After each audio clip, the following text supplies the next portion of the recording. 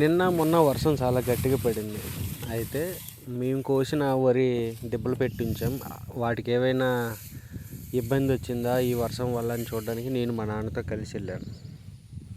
అంతా చెక్ చేసిన తర్వాత మా నాన్న ఈ చిన్న చిన్న చినుకులే కాబట్టి ఏం పర్వాలేదు, సో ఎప్పుడైనా మిషన్ వస్తే ఆడించి అమ్మేయచ్చు అని చెప్పాడు. ఏంది మీరు ఇంకా సబ్స్క్రైబ్ చేసుకోలేదా? చేసుకొని సపోర్ట్ చేయండి. అకాల వర్షాలు సకాల వర్షాలు అని రెండు ఉంటాయి. నాకు తెలిసినంతవరకు నా జీవితంలో నేను ఎప్పుడూ సకాల వర్షం అనేది వినలేదు. ఎందుకంటే అవసరానికి రైతుకి అవసరమైనప్పుడు పడే వర్షం సకాల వర్షం నా జీవితంలో నేను ఎప్పుడు వినలేదు. అకాల వర్షాలు అయితే మాత్రం సంవత్సరం అంతా పడుతూనే ఉంటాయి. ఎప్పుడైతే రైతుకి అవసరమో అప్పుడైతే ఎట్టి పరిస్థితుల్లో వర్షం పడదు. అవసరం లేదు ఇప్పుడు వద్దు వర్షం అనుకునే టైంకి మాత్రం బాగా పడతాయి. దానివల్ల వచ్చే ఇబ్బందులు ఇవి. ఓల్డే ఎందుకురా సడన్గా అంత పెద్ద తెలుగు మాట్లాడుతున్నాను అనుకుంటున్నారా? ఏమో నాకు ఆ ఫ్లోలో వచ్చింది. నా జీవితంలో నేను ఎప్పుడు వినలేదు కూడా అకాలం సకాలం అని.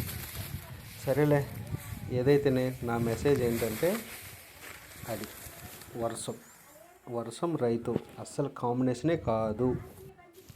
మొన్న పడిన వర్షంతో ఇబ్బంది లేదు కదా. అయితే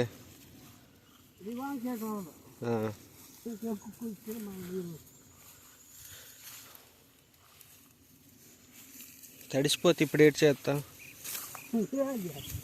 పోయినట్టేనే.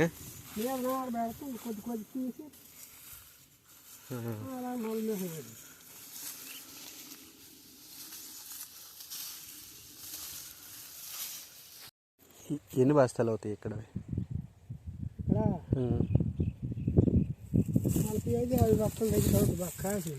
6 బస్తాలా ఫుల్ బస్తాలా? 45. ఇప్పుడు ఎంత రేట్ ఉంది అయితే? 1800. మరి దానికి పెట్టుబడికి వస్తాయి కదా డబ్బులు?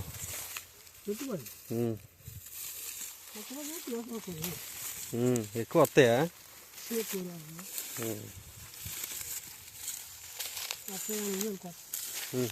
ఓన్లీ దానిమా? మరి పత్తి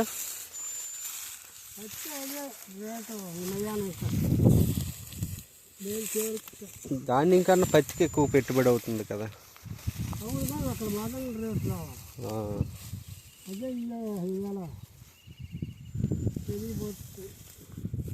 ప్రతి సంవత్సరము తగ్గుతుంది రేటు కానీ పెరగట్లేదు పత్తికి.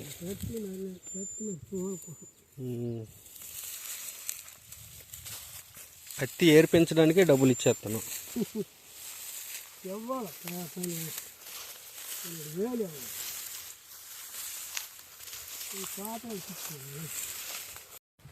సో అదన్నమాట.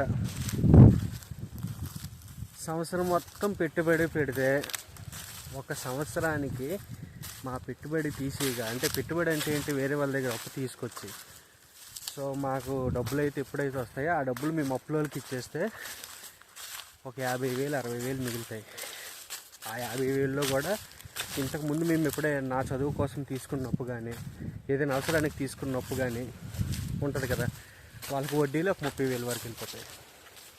సో మా నాన్న వాళ్ళకి మిగిలేదు 20,000. ఆ 20,000 ఏంటి సంవత్సరానికి.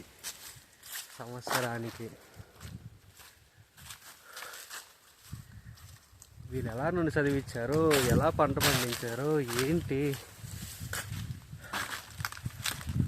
వాళ్ళ కష్టం నాకు తెలిసినా సరే వ్యవసాయం అయితే నేను చేయలేను. ఏమో చిన్నప్పటి నుంచి మా నాన్న నాకు నేర్పించలేదు. పొలంకి రమ్మన్నా నేను వెళ్ళేవాడిని కాదు. సో అలా. సరే, సబ్స్క్రైబ్ చేయండి.